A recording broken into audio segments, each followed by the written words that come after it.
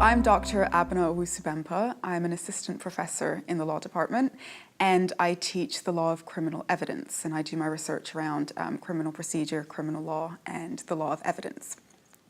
So I'll give my, let's say, top 4 tips on writing essays during your law degree.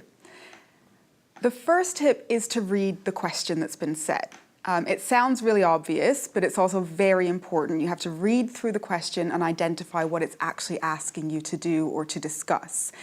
And the first part of this is to identify what the general topic is in the question. So if we're dealing with a criminal law essay, for example, is it referring to a specific offense or type of offenses, or is it about a general principle of the criminal law like causation or mens rea?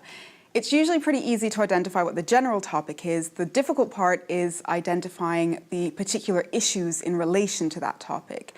So essay questions tend to focus on a particular area of contention or debate, and it's that which you will need to write about.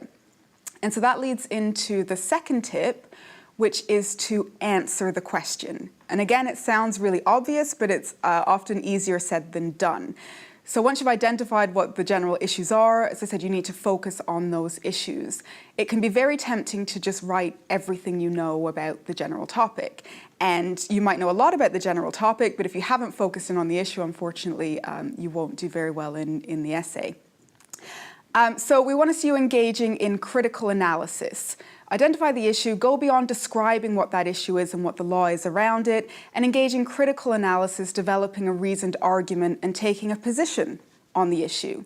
So for example, if we were dealing with a question on the need for law reform, you want to be explaining why there is or is not a need for law reform. And present both sides of the debate. So rather than just presenting points which support your argument, what are the counter-arguments? The strongest essays tend to identify these counter-arguments, explain them, and then defeat them, ultimately. So what you're aiming to do is to reach an informed conclusion on the specific issues that are raised by the question. The third tip, then, to help ensure that you're reaching an informed conclusion is to draw from a variety of different sources. Now, what these sources are will depend on the subject matter, but generally we're thinking textbooks, book chapters, and other kinds of books.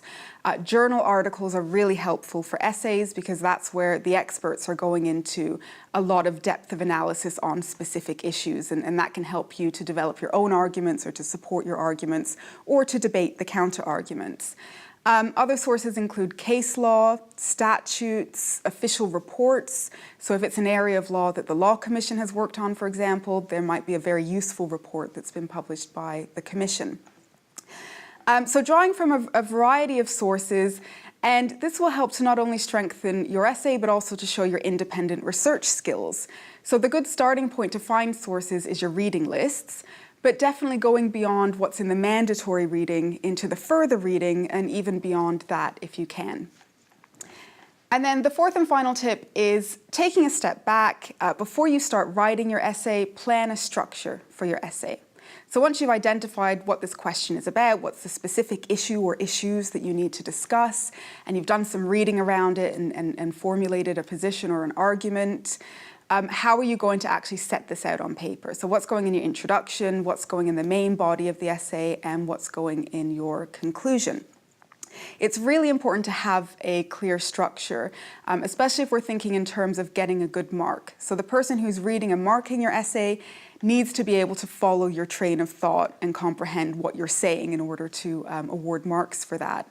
And a couple of things that I would avoid, which can immediately make the structure less clear, are repetition, so repeating the same point again and again in different ways, and jumping back and forth between different points and issues. So a question might raise several different points that need to be discussed. Deal with one at a time. Of course, make links between them, but it's better to deal with one at a time than jumping in and out of them. So those are my top 4 tips.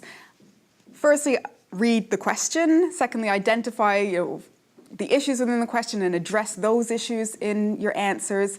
Thirdly, use a variety of sources to help you provide an informed conclusion and reasoned arguments. And lastly, make sure that you're presenting your work clearly, following a clear structure.